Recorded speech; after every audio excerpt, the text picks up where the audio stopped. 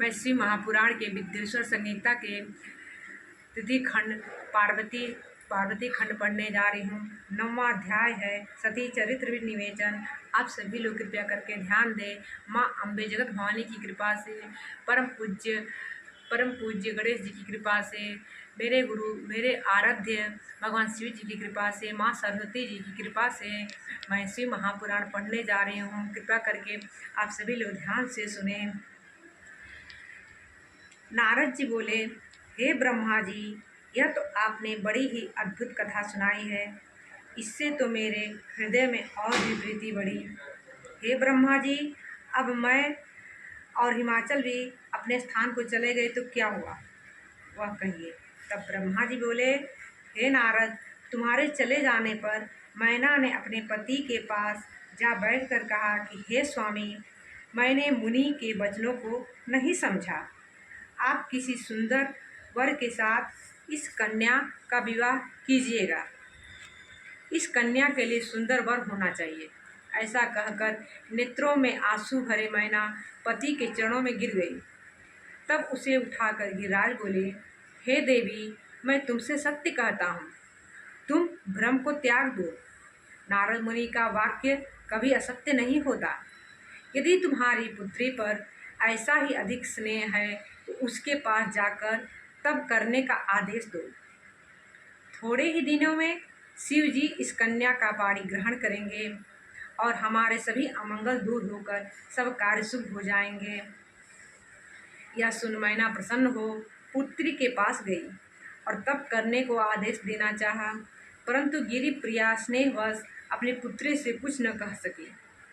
पर पार्वती देवी ने माता के अंतर्भाव को समझ लिया।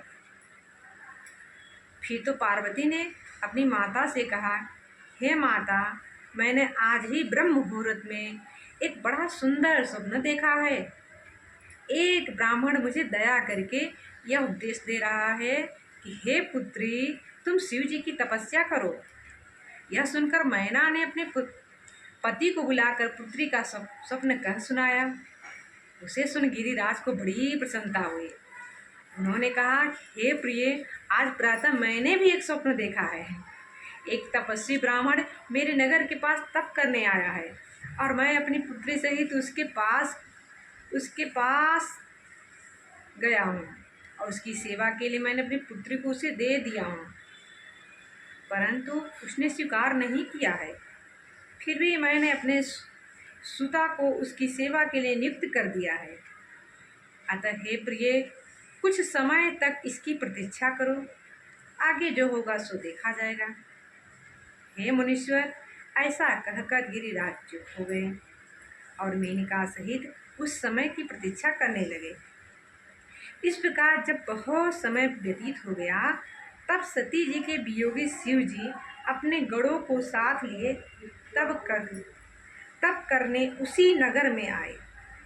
यह देख पार्वती जी अपनी सखियों को साथ ले नित्य वहाँ जाकर उनकी सेवा करने लगी, परंतु काम से पीड़ित होते हुए भी शिव जी में कोई विकार न आया।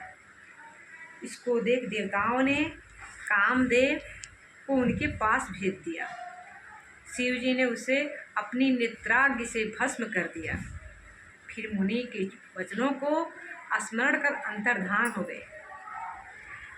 इसके पश्चात पार्वती जी ने महान तप कर शिव जी को प्रसन्न किया और विष्णु जी की आज्ञा से शिव जी ने पार्वती जी के साथ विवाह किया।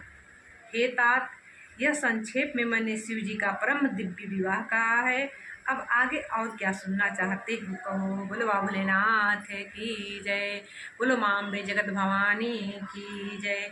ये 9वां अध्याय पार्वती खंड का समाप्त हुआ। बोलो बाबा भोलेनाथ की जय।